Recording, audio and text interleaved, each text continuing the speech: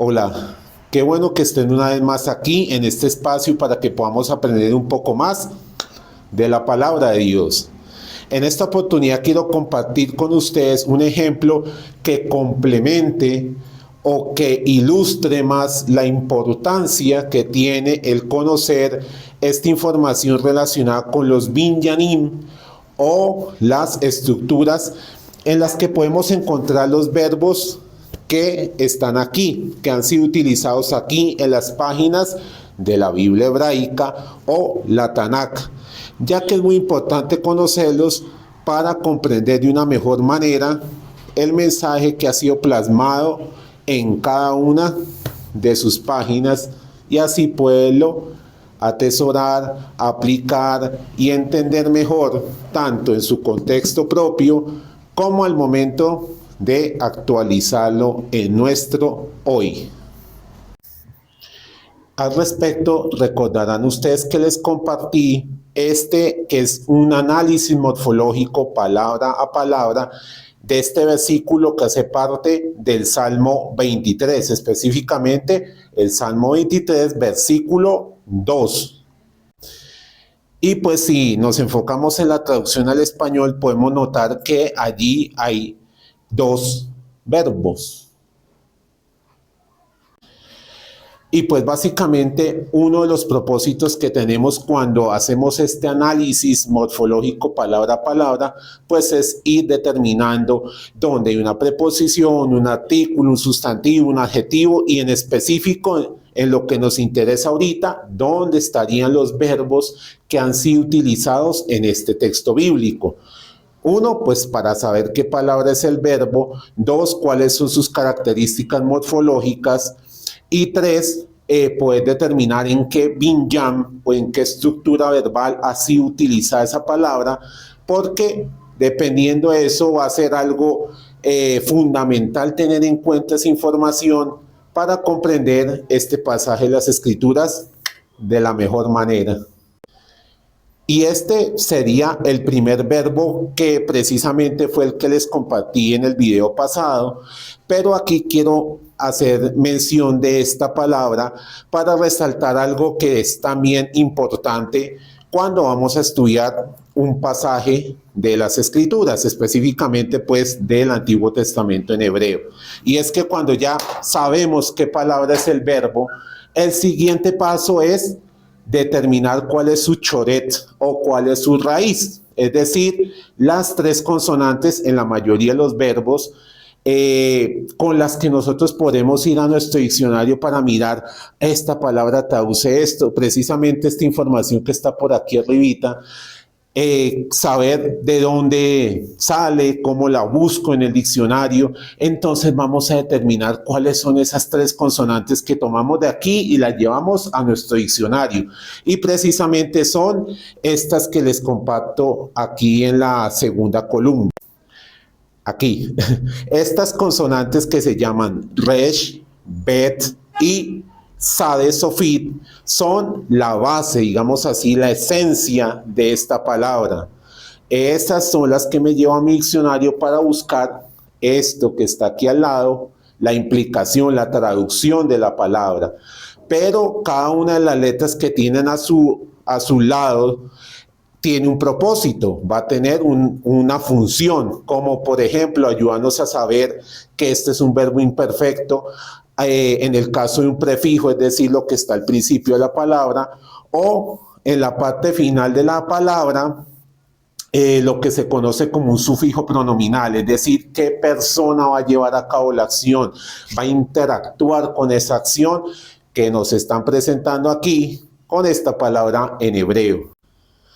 Y luego aquí vamos a encontrar el otro verbo que es el que quiero que veamos hoy, que es un verbo piel imperfecto, tercera persona masculino singular, con sufijo pronominal de primera persona singular. Lo mismo, aquí también lo que nosotros hacemos es determinar cuáles son las tres consonantes para ir al diccionario y saber de una manera más precisa qué traduce, qué implica ese verbo en el español. Y tener esa información para aprovecharla cuando vamos a estudiar nuestra palabra en hebreo. Entonces, en este caso, como veíamos, nuestro verbo está en piel. Ese es el binyam o la estructura verbal en la que ha sido utilizado. Veamos aquí la implicación que tiene dicha estructura. Dice lo siguiente: el piel tiene que ver con hacer intensamente o causar algo de forma intensa, generalmente de forma activa e intensiva o factiva causativa, es decir, hace que otro haga de esa forma intensa. También tiene otra característica: denota que la acción se realiza de manera enfática, repetitiva o que el sujeto causa que algo suceda. Y nos dan un ejemplo, que es la palabra o el verbo katab, que en este caso noten cómo las vocales han ido cambiando para poder saber que está en piel, y dice que se puede traducir como él destrozó, ¿sí? Que su raíz es la palabra romper, entonces se podría traducir de esta manera. Por lo que si está en piel, entonces va a ser una acción activa, pero de forma intensa, constante, perseverante, ¿sí? Y también, como veíamos, algo continuo o repetitivo. Y aquí estos circulitos es para ilustrar las diferentes formas en que se puede traducir una palabra, las implicaciones que va a tener. Y estas son las conclusiones que podíamos sacar de que la palabra o el primer verbo esté en la estructura hífil. Ahora, de forma más específica, este es el verbo que tenemos en piel, las implicaciones o traducciones que puede tener y nuestra morfología, como ya les había mostrado. Y una vez que tenemos toda esta información que les he mostrado, es como si fuera esta fruta que tengo aquí. El paso siguiente es procesarla para alimentarnos de ella, para recibir ese beneficio. Ya no solamente se quede como una fruta, sino me llene de vitaminas, de nutrientes. Entonces, esa información en mi fruta, ahora este que tenemos aquí va a ser ese jugo, esa vitamina que nos va a nutrir nuestra fe y nuestro conocimiento acerca del Señor, acerca de Dios. Y respecto a este verbo, podemos señalar estas apreciaciones o conclusiones. Ese verbo está en piel. Este es un modelo activo correspondiente al pasivo del pual y al reflexivo hitpael. Y su sentido es intensivo, ¿sí? Constante, perseverante. Y podemos señalar lo siguiente. Número 1, aquí el verbo nos muestra cómo Dios de manera voluntaria realiza la acción de guiar, de conducir a sus ovejas, de manera que esta acción se origina en él y recae sobre el otro sujeto, que en este caso serían las ovejas que nos presentan en este salmo. Número 2.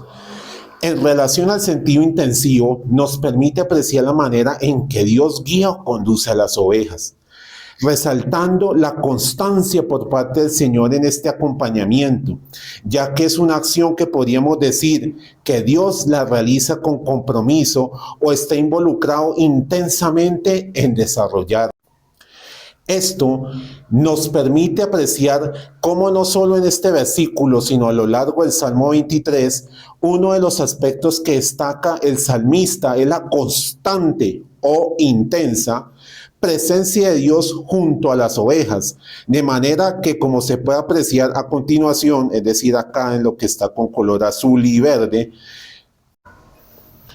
en todo el Salmo, cada una de las acciones que recaen sobre la oveja siempre se originan en Dios. Y estas serían otras conclusiones que podemos obtener de saber que este es un verbo en piel. Y aquí terminarían nuestras conclusiones junto con la bibliografía que he tomado en cuenta. Sí, yo sé que esto no es una ovejita, pero imaginemos que lo es. Y es que lo que nos quieren dar a entender aquí es que sin importar hacia dónde vea la ovejita o dónde esté ella, la presencia de Dios siempre va a estar constantemente allí a su lado para cuidarla y protegerla. Y esto es algo que tú y yo podemos experimentar. Nos vemos en una próxima oportunidad.